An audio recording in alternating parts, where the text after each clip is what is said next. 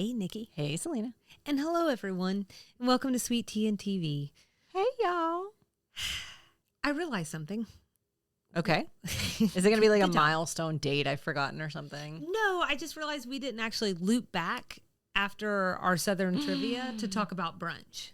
We didn't. That's true. So I thought we should say, like, we lived up. So I shouldn't say we, that you lived up to it. You took me out to brunch, and I want to say thank you, like in a very public forum. This is the first time she said thank you. How I strange. know that day I just got up and I was like, see ya.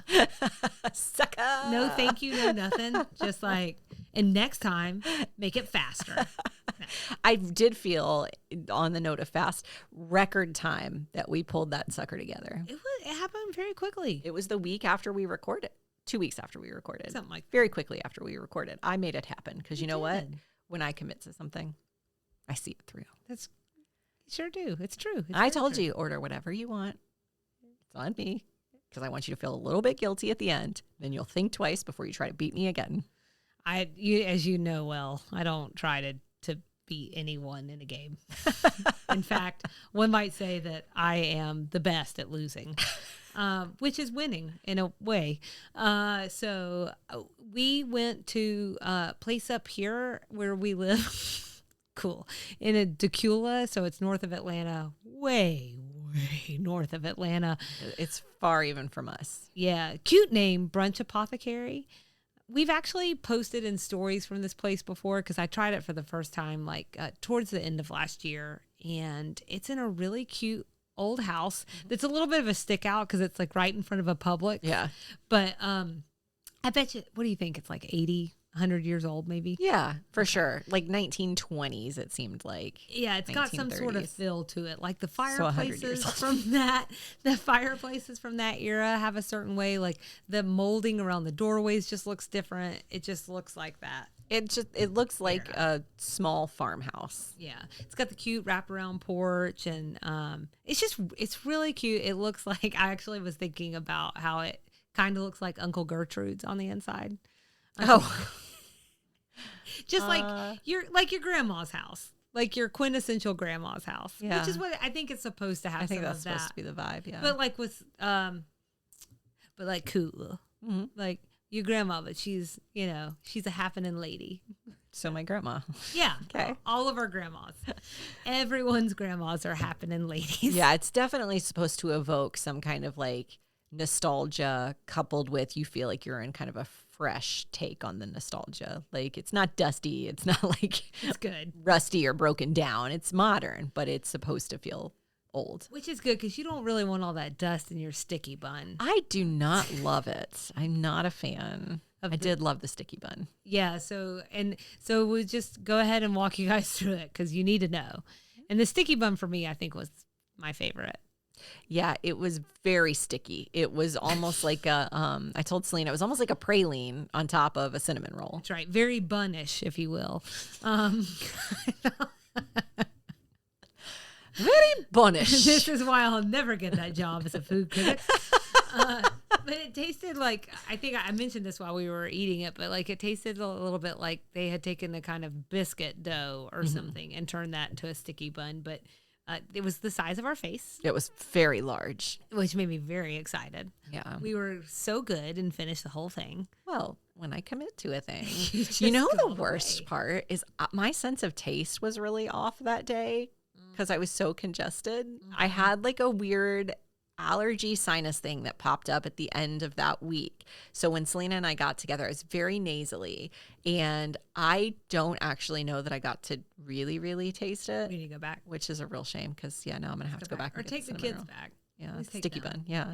But bear in mind, I don't think they have that every day. Yeah, It's like a special. that was a special that day. Yeah, and so if you find yourselves up in Decula, as many of us do, Sure. You bear that in mind too. Check their Facebook page, Selena told me. That's where they have the specials. And we got another special. That was one of the, I had to look it up because I was like, I kind of know what this is, but not entirely. But we got Southern chicken and waffles. Oh, that's right. Mm-hmm. So it was a cornbread waffle topped with fried chicken, chow chow pickle relish, which I thought was coleslaw. Cool. And then also a white barbecue sauce, which I don't remember that. So No. I don't know if I looked at the wrong day or if we got the barbecue sauce. I don't think we left did. off. Yeah. I'm not sure. But you know how we said this needs one more element? It would have been the barbecue That sauce. would have been the element. Oh, you're so right. Yeah. It just needed one more thing. The other thing I would have done. Anyways, I want to say that this was really delicious, but I love a pecan waffle. That's all I'm saying. So Yeah. I probably would have thrown some pecan and cheese in there because I'm like, why just do one thing when you can do 8 things, which is why I don't cook because I always do too much. So I'm going to leave it to the professionals. But a cheesy pecan waffle is really good. Just saying. We also had a Southern Monte Cristo with, I thought the pimento cheese on there was really good. And it's a house pimento cheese and ham, and it had red pepper jelly on there, which I will say it might have been a little hard to tease apart from the pimento cheese. Yeah. But it makes perfect sense because pimento with the cheese. And then it was also served with it's like they weren't home fries. They were just like a really nice like fried potato situation. Almost like those thick almost like steakhouse fries. Right. Oh God, I love a fry. I told you. I had to tell you to eat one. Yeah, I had to tell you to do leave that. 'Cause potatoes I was to the side because I just like I want any other carb usually more than a potato. I get that. I had to at least know what it tasted like, and it was very good. Yeah. So just thank you. You're welcome. You forgot about the cheesy grits. Oh, and the cheesy grits. Yeah, That's right. they needed a little more seasoning, I think. Maybe it was the chow chow on top of the Southern biscuit waffle or chicken and waffle situation.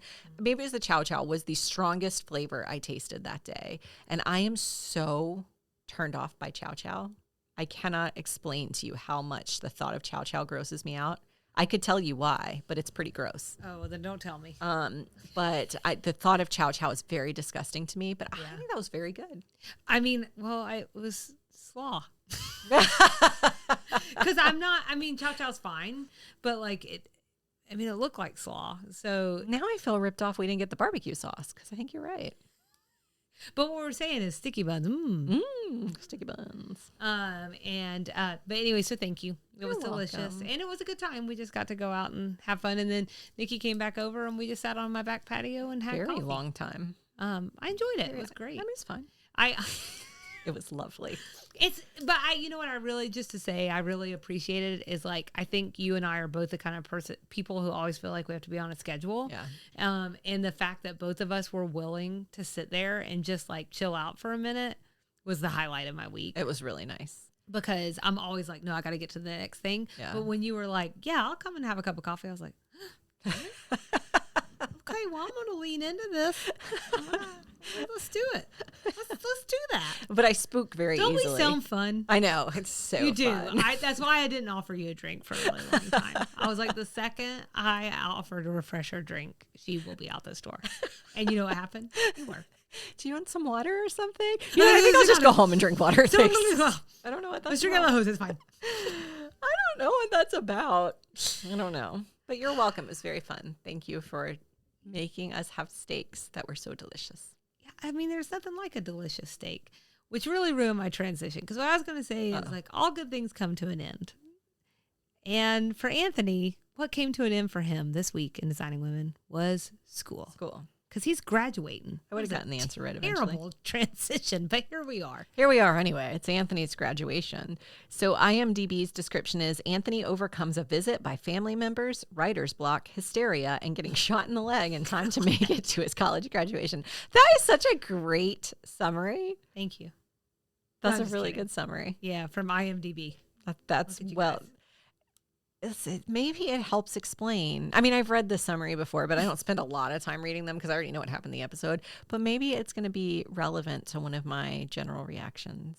Nope, one of my reactions to this episode. I think it's the thing I didn't like, actually. Anyway, air date May 14th, 1990. Very close to your birthday. Very close. We're calling this one At the Finish Line and Going Up in Flames, which is how poor Anthony was feeling. It's written by LBT and directed by David Traynor. So on the general reaction front, Selena, what you got? So I love that we have an episode where what's happening in Anthony's life is driving the plot. You know, he's graduating. This feels like the culmination of everything he's been building to since we first met him back in season 1. And it does feel special because you know, he was only supposed to be on the show for like 5 episodes. And so to me, this kind of speaks to how beloved Meshach Taylor made this character because he's so magnetic and energetic and really brought a lot to it.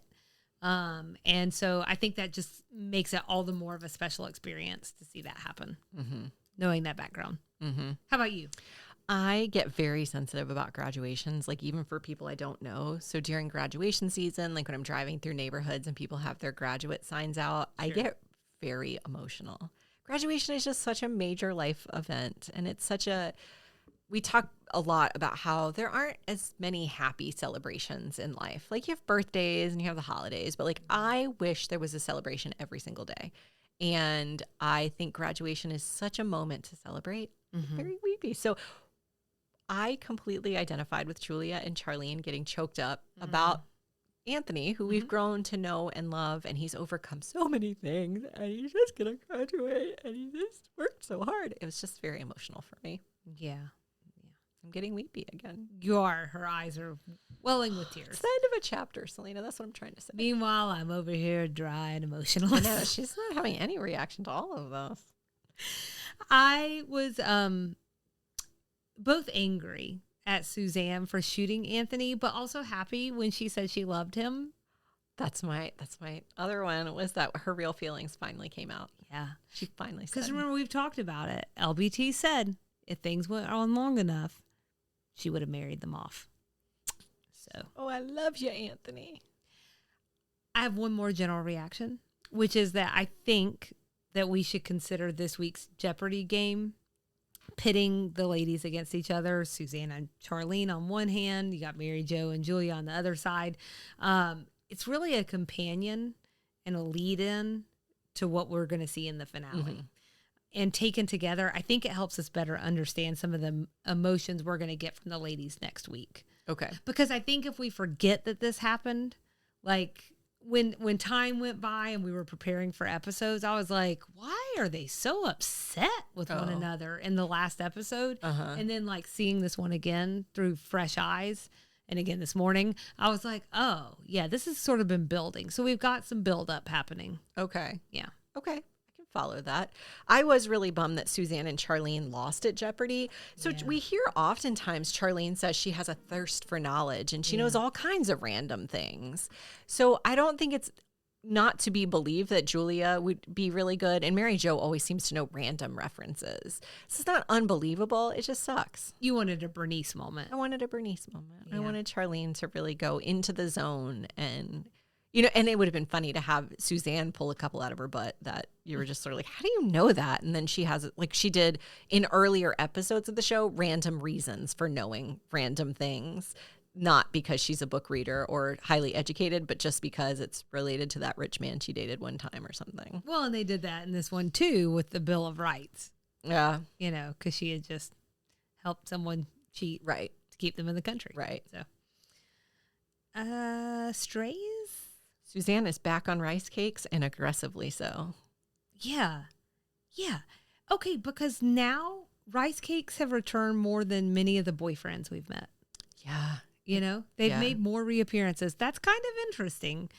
I also am wondering on that front, has she single-handedly invented hanger? This season, like let me be very clear, I totally identify with it. I'm a hangry, I am on the verge of hanger right now. I was just about to say that. But I have good news for you, Selena. I brought some rice cake treats today. Oh, that's right. Because I do think there's a world in which rice cakes can fit into a nutritious diet. And I have found a couple of recipes that maybe like aren't the like peak of nutrition and whatever, but they're relatively healthy upgrades to a rice cake. So we should drop some of those into stories or on social media some way, because I think you're going to like them. Okay, so you're saying it's better than a few little pieces of crumbled rice stuck together by some tasteless low-cal fish saliva. I am saying that there are delicious ingredients on top of a couple of pieces of rice stapled together with fish saliva.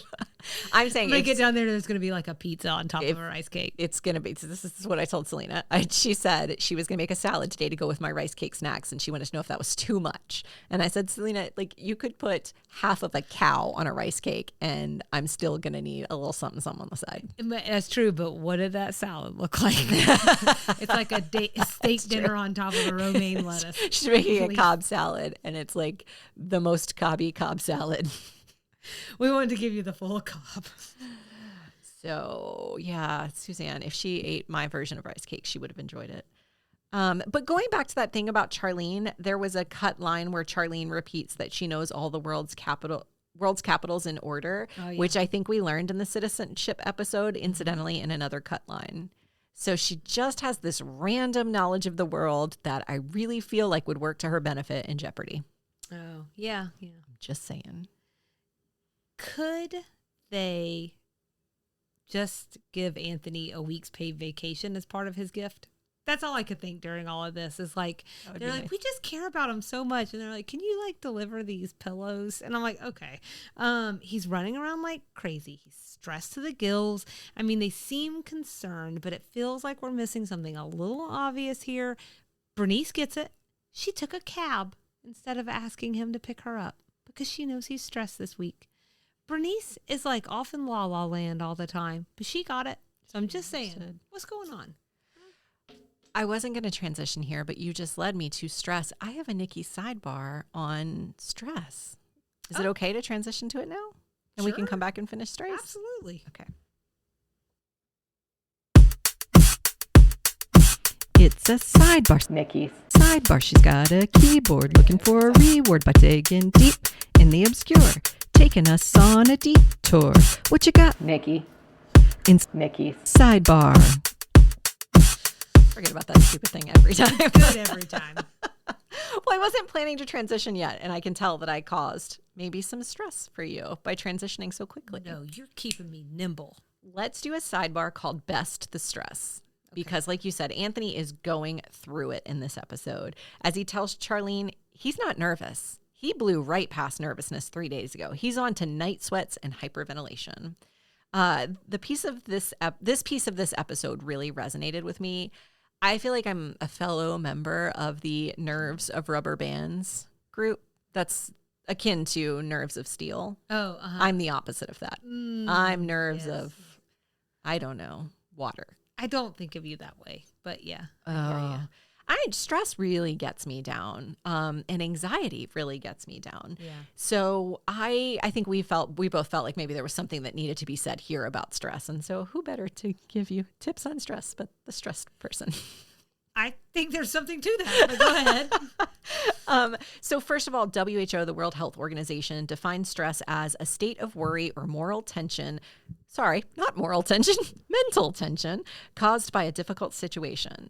Their definition underscores that stress is a natural human response that prompts us to address challenges and threats in our lives, which everyone experiences. Almost every article you read notes that our bodies are designed to respond to stress, the whole fight or flight thing.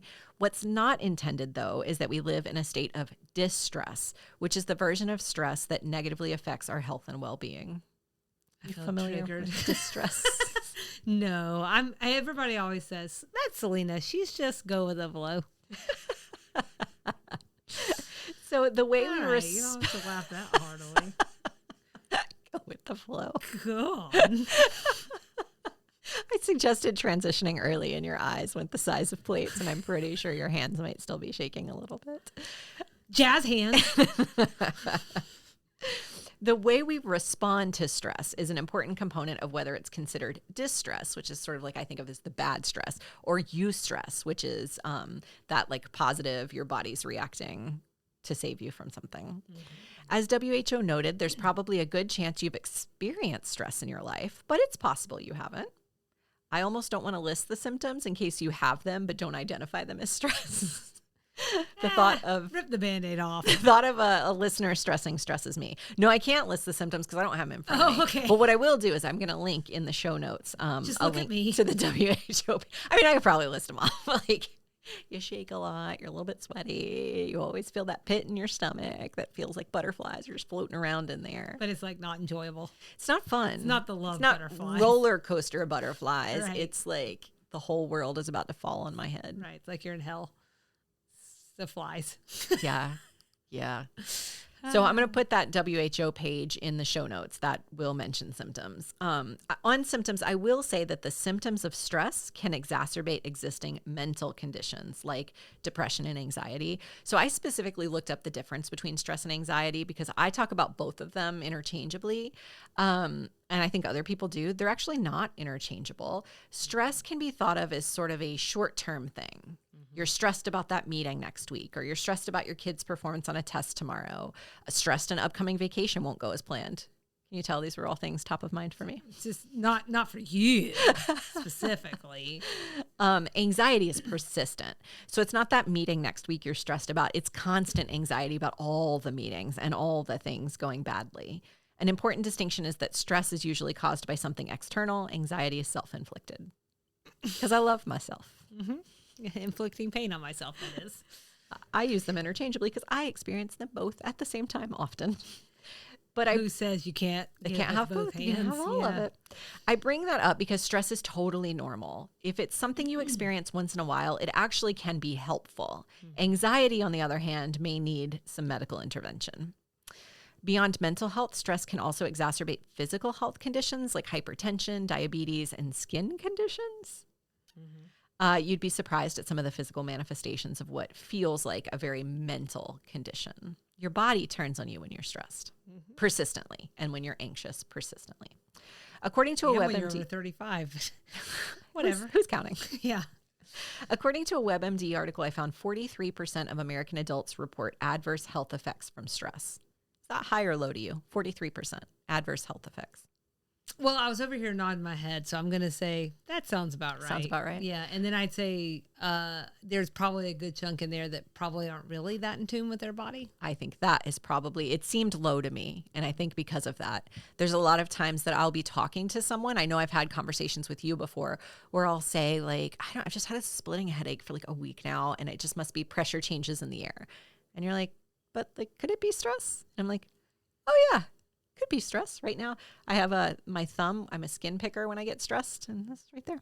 Yep. Stress costs American industry about $300 million a year. So if I've adequately stressed you out with facts and figures, how about we problem solve? End it. All right, moving on. Have fun. Yeah, how do we fix it? So when I did my working parent segment, I told you that I really struggle with silly tips and tricks. Like, if it were that simple, would I really be in this mess? Like, if it's just put it in your journal. Like, no, that doesn't help me. Or if it's not doable, like one of the tips I keep reading about stress is like, if you find yourself anxious or stressed throughout the workday, take a break whenever you need it. Just take a bath. Like, right. Take a bubble bath. Just take a nap. You should use that next time. Sorry, I'd love to attend this last minute meeting, but I have to go take a soak. I have my stress bath. Yes. Those things really annoy me because, like, if I could step away from my desk every time someone annoyed me or stressed me out, I would. Wouldn't I be can't. at the desk. Right. But I wanted to focus on some tips that actually work for me personally or that I think have a lot of promise. So first up is gratitude. So this one and the next one are a little hokey for some people, but like stick with me because I'm not really a super hokey person. But gratitude is really important. When I had my daughter a few years ago, she was my first child, I really struggled mentally. Like I had a lot of trouble calibrating to this life where you're just stuck at home in four walls all the time, a slave to a small child who screams a lot. I struggled with that so much, and it became almost impossible to move past that. Even before I had her, when you spent 90% of your day at work in four beige walls and you're sort of like, what's the point of all of this? Why am I here? I know, because I didn't want to minimize that struggle, but at the same time, what you described at first also sounded like work. Mm-hmm. Yeah, it's very similar. I don't think, and that's why I'm bringing up my personal examples because this is how I felt it, but I think everyone feels it differently. But I think gratitude can be really helpful because for me, I started a journal and every day I would write just one thing I was grateful for. And super mundane things are the things that come to mind for me. So it's not like an exotic trip somewhere necessarily, although certainly it is when I first come back from that trip. But it's not like, I'm grateful that I have $1 billion in the bank. It's things like I'm grateful that we got that really good cup of coffee from the bag of beans we got at the farmer's market. Or I'm grateful for our family conversations at dinner where my son said something really funny, because it reminds me that like his little brain is working overtime and all these things I'm overthinking is all so new to him. And he's not even, it's very mundane things, but are probably deeper than I give them credit for. My husband, I recently wrote down, I was grateful my husband made it home from a business trip safely. Really mundane things. But when I look back on that journal or look back on the prompts, it really helps me realize that there's so much in my everyday life to be grateful for that if I'm stressed about a presentation at work, I think in 2 hours, I'll be having dinner with my family and having that funny conversation. Or if I'm worried about anything, and I can think, but in 2 weeks, we're going to be on vacation in Florida and I've planned a really fun bike excursion. Things like that just help me get through the day. Mm-hmm. And if you are present and thinking about it and jotting it down, it keeps it top of mind for you. So everything else doesn't feel quite so serious. The cousin to gratitude in my mind is meditation. So like if you want to graduate from writing down what you're grateful for, you could graduate into meditating on the things you're grateful for, or meditating on some sort of like internal peace. So this is one that I think when I say it, I feel very like, blah, blah, blah, like, okay, I'll just meditate. I don't do it in like a 60 minutes of enlightened state sort of meditation. What I'll do is I'll finish my workout in the morning and sit down for 5 minutes and turn on a Peloton guided meditation where they have you do a body scan, where you think about how you're really feeling today, or they have you think on something you're really grateful for, or they have you imagine your heart and what is in your heart. That forces you to be present for 5 minutes. And when you can be present for 5 minutes, you can tap back into that feeling later in the day when you're feeling anxious or stressed. Yeah, that makes sense. So I think that's a really good one. And I also have found myself sometimes on occasion, not as often as it used to be, I'll wake up in the middle of the night stressed about something. And I can tap back into the breathing that I did and the thinking that I did and fall right back to sleep. That's nice. Very powerful. Yeah. It doesn't always work. Nothing worse than anxiety waking up in the middle It's of the night. horrible. I mean, obviously there are worse things, but it's really bad. It's really bad. And it doesn't always work. There are still times I have trouble sleeping, but it's very helpful.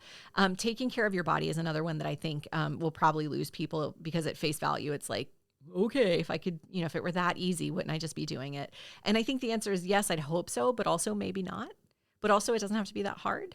So like rather than stressing about something you can't control, what if you refocus that time on identifying one change you could make every day that would make your life better or your health better? So one of the examples that I read about is how caffeine really fuels anxiety and it makes you more anxious. On Sweet Tea and TV, we're very big coffee fans. Pry it out of my dead hand. There are days when I can tell I'm over caffeinated because my heart is literally pounding. Sure. And when you're already anxious about something and then you fuel it more. Everything in moderation and everything. Exactly. So this is an example of where maybe instead of focusing on what might happen tomorrow, you thought about, oh God, I'm really over caffeinated today. Maybe instead of drinking a triple espresso first thing in the morning, I should wait 30 minutes and then try like a double espresso, or just come up with something that you can focus on and you can control that's actually better for you than just worrying in that time. Do you know what I mean? Sure. Let's see. I'm going to talk about sleep. Is another one that really is divisive for people, because people are like, I just can't sleep. I have sleep issues. I can't sleep. And yes, some people definitely have diagnosed sleep issues, which I hope they're getting care for. Sure. Other people don't take their sleep hygiene seriously enough. It's just not as easy in today's world to put your head on a pillow and fall asleep at any time. Yeah.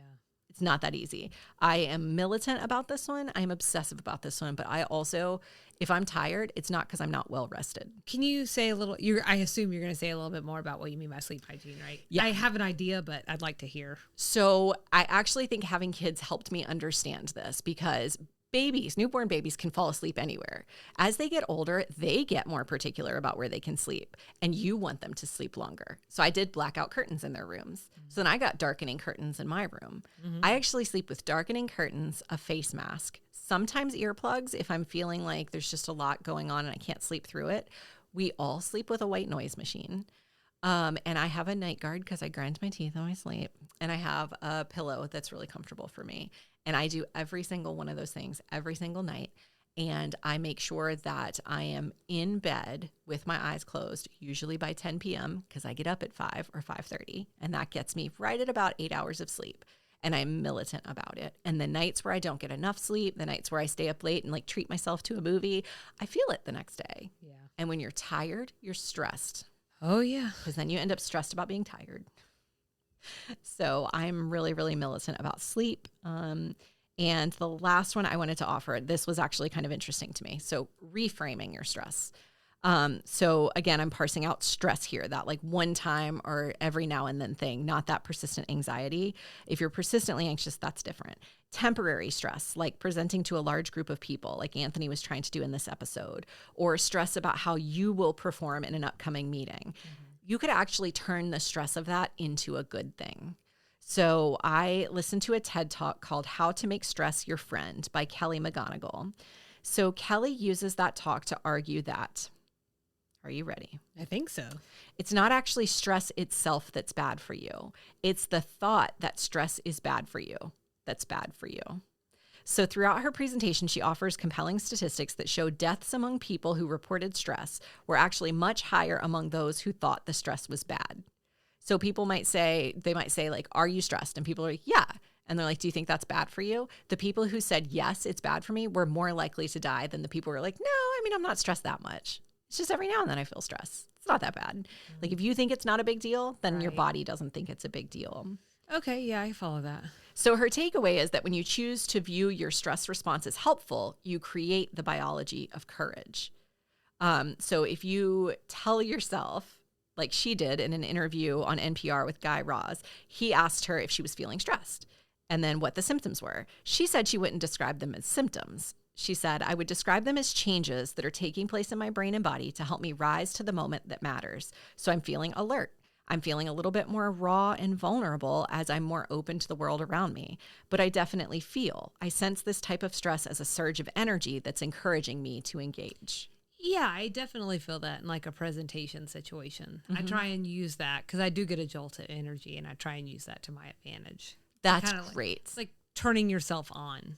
I can assure you that thought had never occurred to me. I mean, it doesn't mean that I don't need a turtleneck because I splotch. It's just, sure. I don't mean to. I get I really get a surge of adrenaline. Yeah. I think I might even have an adrenaline issue. Uh-huh. And so like, it just comes all out on my like body. You can see it, you know? Mm-hmm. But other than that, like, yeah, it's sort of like it just catapults you and you can like kind of leverage it to work for you. That has never occurred to me. Yeah. I always think of it as a bad thing where I'm like, oh my God, I look like such an idiot right now because I'm shaking so bad. Everyone can see I'm shaking. Oh, my hands are so sweaty. Everyone knows. Like, she doesn't even know what she's doing. She's such an idiot. Look at everybody looking at me like she's such an idiot. It's never once occurred to me to be like, you're excited. Be excited. Lean into it. Yeah. Never occurred to me. Well, you can't say that now. Well, I probably still can. But I'm going to try. Try this one instead. I was going to say, I'm going to try. That's all we can ever do is try, right? That's the best I know how to do. Yeah. So that's all I got on stress. Well, can I add one tip? Please. Midday dance party. Tried that. I tried that a couple weeks ago because I was feeling so down. Yeah. It did help. I mean, I think for me, it really is like, I just am I don't know it will work for everyone. I'm a really high energy person. And I just always have like I'm like a hummingbird. It's just like all the time. So sometimes I have to go like, almost like shed that off. And one way to do that for me is just, I literally go play one or two songs real quickly. And I realize I want to make sure that sounds very, sometimes it's at the end of the day. I can't always go like, oh, it's 2:00. I think I'll go dance. My 2:00 dance party. Put on a couple of songs that I really enjoy and I just dance around. It's silly. I wouldn't want anyone to see me do it. Also singing relieves stress for me too. But, you know, everybody's got to kind of find the thing that works for them. And that's tough because that right there is a lifelong journey. It is. And I think so much of it in everything that I read, I think you can focus on a lot of little things. So like you can focus on cortisol levels and how your caffeine is fueling your cortisol level, or how when you don't get enough sleep, it triggers certain biological reactions in your body. You can focus on that stuff. But to me, for the issues that I have, the root cause is worrying about things I have no control over, because that is my way of controlling the uncontrollable. If I can't control the situation, at least I can predict and control my own reaction. Yeah. Or I can predict and control how I'm going to react to you reacting.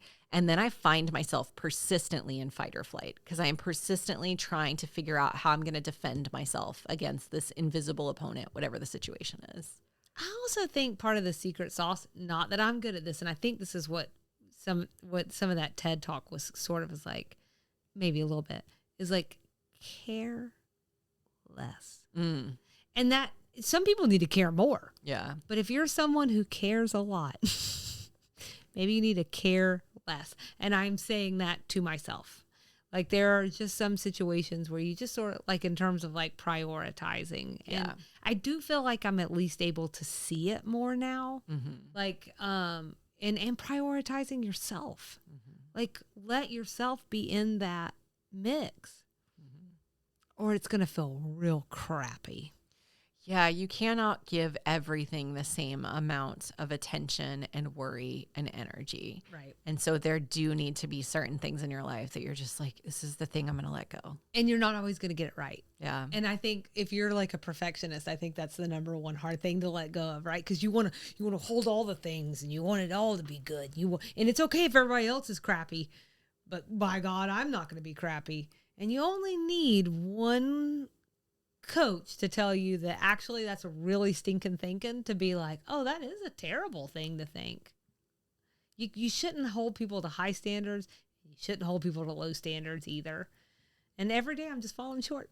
It's so hard. And then, like, even when you do, like, your hand is forced a little bit sometimes at certain points of your life. So having kids forced my hand a little bit. I can't do all the things all the time for everybody. I just physically and mentally cannot. I am just one person. Yeah. But then when you start letting things go, and you start letting, I think of it as letting my standards slip. And I'm like, I'm going to let this go. Like, it's just not that important that the sink is clean, Nikki. You know what's crazy? I can see that for you. I can't always see it for me. For you, I'm like, you just go easy on yourself. For me, I'm like, you're good at together. And the flip of that is, same here. In my head, it's the negative self-talk is really the problem. Gosh, You got to so reframe. bad. It's whatever's happening in here, we've got to reframe. And I have certainly had a few times in the last few weeks where I've told myself, just be kind to yourself. Like, what if you were, like, thinking about my daughter, because she's sometimes like the mirror for me. I think, like, would you say that to her? Right. Would you do that to her? Exactly. Would you really? And I'm like, no, God, no. She should sleep in. She's tired. Why would she get up to work out today just to check a box? She's tired. Right. So I tell myself, you're tired. Just sleep. Yeah. It's not going to hurt anybody. Right. You're going to be fine. Right. Or be able to tell yourself that thing that I know I've looked at you and I've said it, and I've said it to a few other friends recently, which is, I wish that you could see what I see. Yeah. That's tough. It sure is. A Because our lifelong mirror journey. is really distorted. It is. But luckily we've solved stress. But those were some good tips. I'm going to incorporate some of those this week. Going to stress about You're the going to anti-stress see tips. a whole new totally Selena. mellow Selena this next week. It's going to be crazy. You just get ready. You going to start drinking again? Well, Whatever, man. Who cares? You would see a new Selena then. Just let it go. Just whatever. Did you have other strays that I cut off? Well, there are strays. Oh, I like You know? strays. I know. We love a stray. I do. Stray. Well, I'm drinking already. So they're both related to Anthony. Mm-hmm. Just That we've rewritten the history on where Anthony's grandma is from. I had to go look at some of this. It doesn't matter. But I already looked it up. So I'm going to share it. Which is, at first, like back in season 2, she was from Macon. And then in season 3, she is in Memphis. Mm-hmm. And so I'm not sure where the discrepancy happened. It's very clear that this is the grandmother in his life. So it seems like she's been in Memphis for a long time. There was never any explanation between one and the other. The show Bible, man, they gotta keep your show Bible up. two cities in Georgia and Tennessee for for people who are not from Georgia or Tennessee. That's right. They're Who just don't both care. cities that start with an M. That's right. They're the same, right? And then the other thing is just distance. Uh-oh. The distance between hearts and minds. No, it's the distance between Atlanta and Memphis. Mm-hmm. Back in season 3, we had the same problem. They said it was 700 miles between Atlanta and Graceland. That's just not true. And then Anthony says his grandma in this episode is over 600 miles.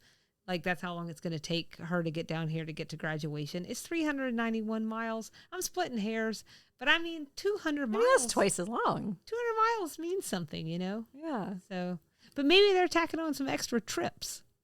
Oh, Maybe they're going to Buc-ee's. Maybe they didn't have the same highway system then. Maybe. Maybe they didn't have as much. They had to take more back roads. I guess. Well, she had to get in her horse and buggy, get to the interstate where she was picked up by an automobile and then driven down. Right. She wanted to hand deliver that letter she wrote him. Right. It's tough. So, we want to talk about things we liked about the episode? Mm-hmm. I will say the fact that it never occurred to Charlene and Suzanne to just go buy another version of the board game, which tees us up for the next episode, as you said earlier. I have to just say that never would have occurred to me either.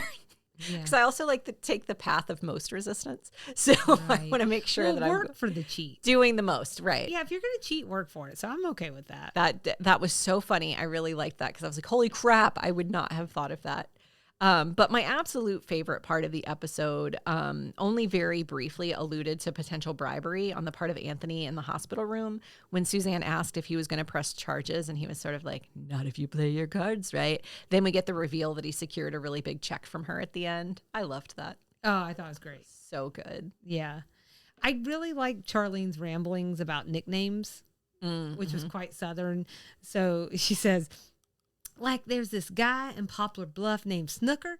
There's no reason for it. He doesn't play pool or anything. And there's another guy named Deacon, but he never goes to church. Matter of fact, there's a guy named Booger, and that's where they cut her off. And that is really true. Like, we've talked about that before. She is from the Midwest, but there are some crazy nicknames in the South that have nothing to do with nothing. It's true. And I liked it. What else did you like about this one? Suzanne was really hot in this episode and really snappy, and she had a couple of lines that I thought were really funny. Oh, I thought you meant like hot. No. Oh, gosh. Oh, okay. No.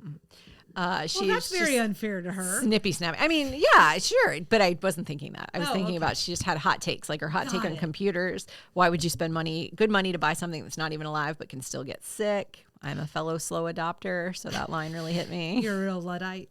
That's me.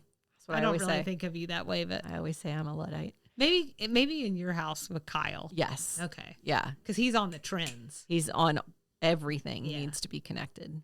Right. She commented on Anthony's nervousness. Good Lord, why'd they even pick you? She said about his writer's block, if I didn't have one word on paper 48 hours before the ceremony and was just going to get up there in front of hundreds of people and laugh like a hyena, I'd be worried too. Yeah. That was just really funny. And then the other two things I really liked, their Jeopardy game was really relatable to me as a competitor. Mm-hmm. And Anthony's speech was just really lovely, especially when he talks about what his grandmother told him about the Crayola box. That just really got me. Yep. So that was it. Well, you got all mine. So, but what that means is strength of the episode, man. What about things you didn't like? So mine is sort of the structure of the episode. So one of the general reactions I didn't really mention was that sometime thinking about these episodes back, I forget which plot lines were together. So the Jeopardy game being paired with Anthony's graduation, I'm likely to forget those two were together because there's no obvious through line. Yeah. They're just sort of paired together. Right. And it makes it really hard for me, one, to remember episodes, and then two, to remember the narrative that we were supposed to have in mind because these things were together. Right. So that's one piece of what I didn't like. The other thing I didn't like is I thought this would have been better season ender, spoiler alert, than the last episode is. Okay. So I hated that this episode didn't end the season because I feel like it's just such a nice bow. Yeah, that's fair. So mine is actually that for an episode named Anthony's Graduation, it fell in name only. Mm-hmm. I mean, he wasn't even really in the episode that much, just long enough to get shot. You know, give his graduation speech, which was amazing, and I'm not taking away from that at all. That was really good. But I actually might argue, though, if you like polled people, would they think of this as the graduation episode, or would this be the episode where Suzanne shot Anthony? And who that really feels unfair to is Meshach Taylor. And don't mess with Meshach Taylor, because I love him. And quite frankly, when I think about the episode again, I focused on the Jeopardy thing. The shooting Anthony thing's a whole other thing. It is like very long. Yeah. Not that I didn't enjoy it. Right. Because I agree with you. Like, I don't know. It's just fun. And I think everybody enjoys trivia. You could throw trivia just about in anywhere. And I'm like, I'll try. Wrinkle on my brain. But like, I also thought a lot about, like, it was a lot of real estate. I have one other thing that I didn't particularly care for, which was in the speech. And only because it seemed weird to me. Okay. I know he cares a lot about the ladies. But I felt like the way the writers included them in his speech didn't ring true for me. Oh. They taught him style and elegance. Oh. Like, it just kind of felt weird for a speech about going out into the world. Like, there was just some aspects of it that I was like, I did get the part, because I rewatched it this morning, where, he talks about if I didn't have those people, that trusted and like circle of people, both before I went into jail and afterwards, like, I wouldn't be who I am today. Great. That makes perfect sense. But yeah, I think it was really the style. They taught me about style and elegance. I'm like, really? That's the thing? Okay. It just felt, not that that's not a nice thing to say. It just felt weird for this particular speech. Other than that, I was all in on that speech. Okay. You want to rate this sucker? Yes. My rating scale is graduation hyperventilation paper bags.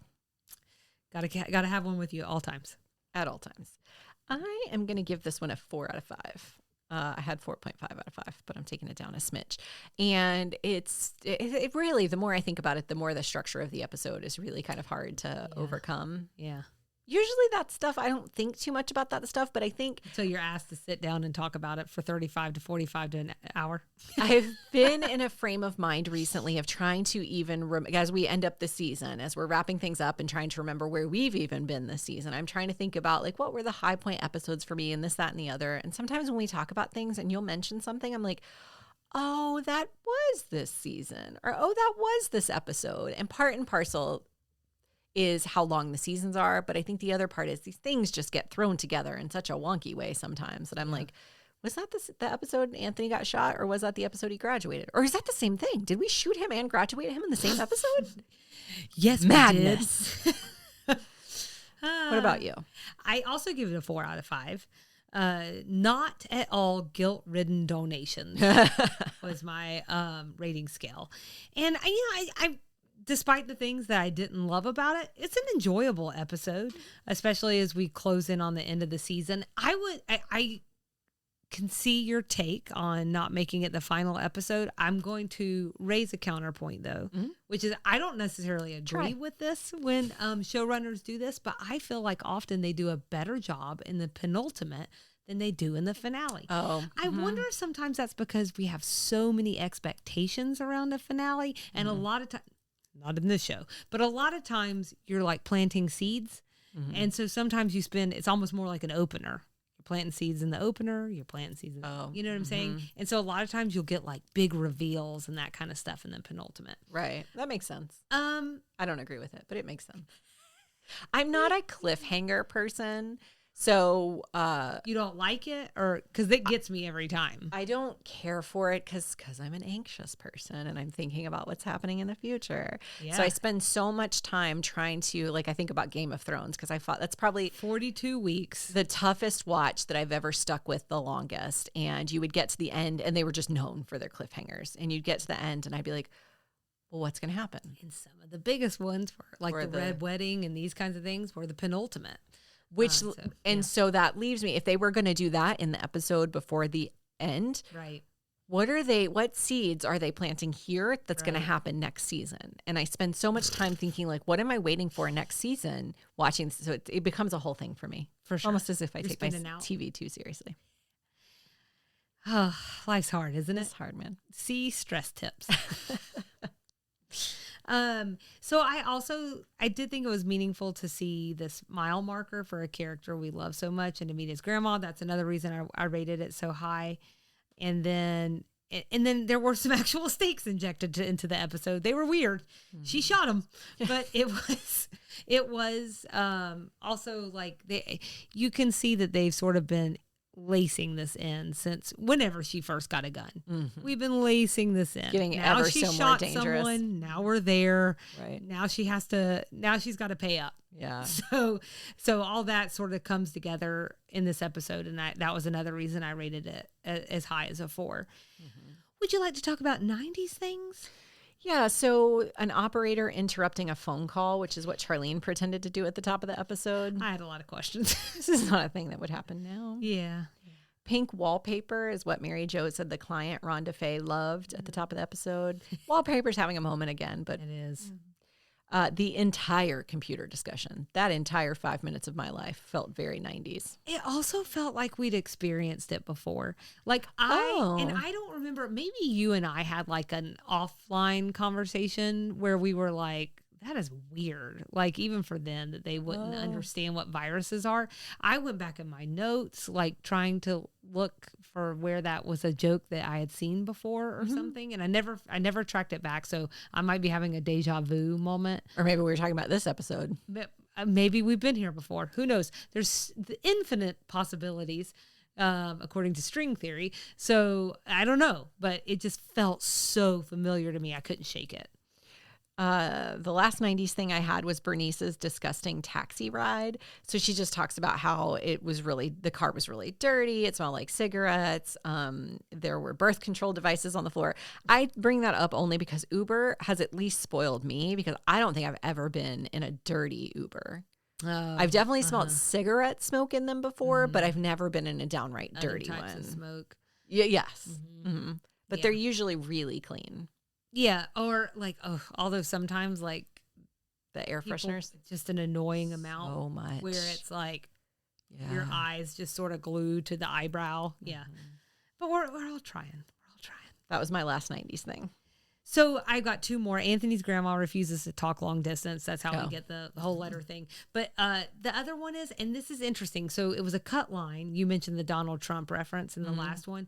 We get another Donald Trump reference in this one for the scandal category. And I just wanted to say, like, in thinking of that timeline, I just assumed because, I mean, at this age, I was 5. I knew all of the gossip, but I do I'm familiar enough with what was going on. This is when he and Ivana were divorcing and it was a very messy divorce. So if you think about like when this was airing and when it was probably being written, I mean, I just assumed that it was in the tabloids like all the time. And I think it was pretty much tabloid fodder for all of 1990.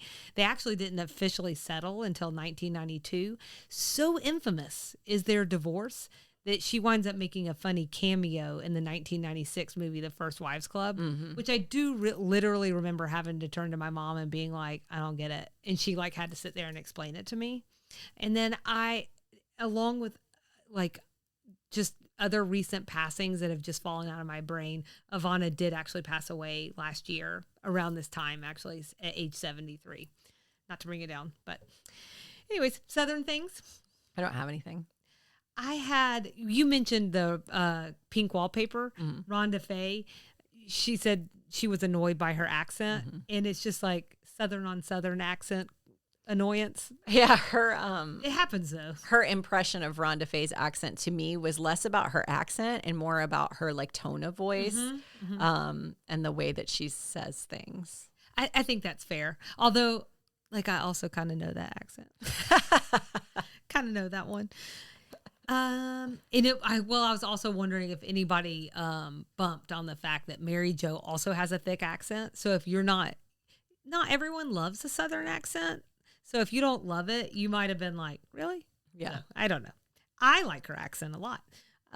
Memphis is another Southern thing that was on mine. And then the nickname thing, again, was very Southern, even though Charlene is from the Midwest. References we need to talk about.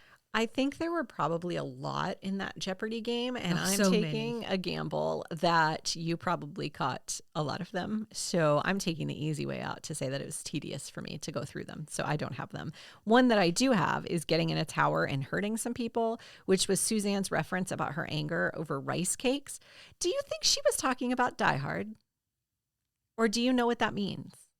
Because Die Hard came out in she's talking 88. about, oh, I mean, maybe, but I think she's just talking about people who like got up in a tower and like shot a bunch of people. Is So is it a specific thing though? I think that's just like I don't think it's necessary. I did not think of it as specifically tracked to like either something in the current conversation or anything like that. I think that is just almost like, I don't want to say a trope of the time, but have you ever seen the original Parenthood? Mm-hmm. Okay. In that movie, Steve Martin has flashbacks, or like they're flash forwards actually, where he's picturing like how his son might grow up based on what he does now. And then sometimes in these visions that he has, he's like seeing Kevin go on to do these amazing things, but then something bad will happen that day. And then he has this horrible thing. And there's one where he goes up, he's like, he should be graduating that day, but he didn't graduate. And so he's picking off people with like a shotgun from the top of like a tower. And I think that was something that was just sort of like in the culture that was almost handled in a very light way. There was definitely, because I was trying to figure it out. Like LBT does things for a reason. Yeah. So I sort of just thought maybe there was some huge terrorist attack in the late 80s or early 90s. And I just couldn't. I mean, I found several. So to your point, yes, it seems like it happened a lot, but it just felt very specific. But also the Virgin and Volcano thing threw me too. So I don't know what to tell you. I think maybe at some point in time in different references, maybe I found where someone really did go up in a tower and like, but I think I might have even decided not to talk about it because it just got real sad. Yeah. But anyways, I don't think we get that reference today. No, for sure. It has it has a totally different, which I think is why it caught my ear. I was Sure. like, whoa, what Yeah, now? You're going right. to do what? Right. So I think that's exactly why I was like, this must be about something specific, because surely we wouldn't be making this joke and understanding this didn't happen today, but it just rings differently, I think, in a millennial's ear. Well, I'm going to tell you something. Yes, I did look up some of the references, but you know what? I'm not going to share them. You know why? Because I'm looking at them and they're pretty boring, except for this one. Okay. Parker House rolls. Oh, yeah. You love a Parker House I roll? love a Parker House. I love all kinds of rolls. They're buttery, soft, and slightly sweet with a crispy shell. I had some when we were on our They're anniversary yeast trip. rolls, right? Essentially, yeah. I think the only thing that really makes them stand out is they're kind of dented looking. Mm-hmm. And there's apparently like a lot of different iterations of the story of how they came to be, but it basically involves an angry pastry chef throwing unfinished rolls into the oven, which results in their dented appearance. And they first went to the Parker House Hotel in Boston in the 1870s. They've been around a long time. Yeah. Do you think brown and serve rolls are the same thing as Parker House rolls? I was having a lot of this thought when I was overthinking rolls, but that deserves all of the overthinking in the world. Yes. And I wonder if a lot of are like carbon copies. Yeah. Whether it's Sister Schubert's or whatever, because they definitely, there's a lot of rolls that have that dented appearance, right? Yeah, we used to eat brown and serve rolls. That was just part of the staple of meatloaf night in my house growing up, and they are my favorite. Have you ever finished off a pan of rolls before?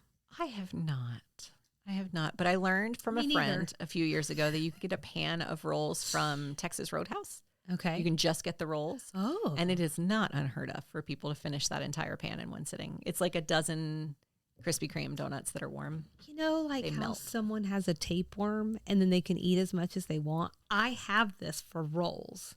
I can eat so many rolls. I don't feel good about myself at the end, but if you have one and it's delicious and suddenly they're just going down like water. I don't know. Anyway, I always Parker get House rolls, man. During big meals, I get one roll on my first set, and then I eat like the whole plate, and then I will wait before I get another roll because they go down really fast, but they expand really fast. And Not for you. no, and then I like have it as like a little dessert at the end. Yeah, and then I have dessert. Well, yeah. I like to think of it as my dinner plate dessert, Right. and then pie. Yes. Okay. Yeah, I do get that. It's all very healthy. Actually, I did have one more but this isn't from the Jeopardy game. This is from Anthony's speech. Okay. He said something that like I just needed to know. And he references a famous commencement speech where basically the person says, I've got one piece of advice for you today. Don't go. And that person was Bob Hope. So there you go. And I'm done. He's a wise man, Bob Hope. You thought you were going to get a bunch of references. But I tricked No, I you. didn't think I was going to. I knew I was going knew. to. And I was like, Yeah. I am not going to sit here and go through every one of these because she's going to know exactly what she wants to say about them. And I'm just going to let her have it. I just want the role. So next episode, season 4, episode 27. We've alluded to it. The time is now. It is the season finale. La Place Sans Souci. Yeah, that's what I said. La Place Sansuki. Sansuki. Sansuki. So we'd love everyone to follow along with us and engage. Instagram and Facebook at Sweet Tea and TV, TikTok at Sweet Tea TV Pod. Search for us on YouTube. Our email address is sweetteatvpod@gmail.com, and our website is www.sweetteatv.com. You can find several ways to support the show from our website. And also, please tell your family and friends about us and rate and review the podcast wherever you listen. And then come back Thursday for Extra Shiver because we're going to talk about... We're going to talk about some lesser known parts of Black history. Sounds I guess it's educational. It's my role. It's your role. You know what that It's your means? Parker House It's role. my Parker House role. And you know what that means, Nikki? What does it mean, Selena? It means I'm hungry, and it means we'll see you around the bend. Bye.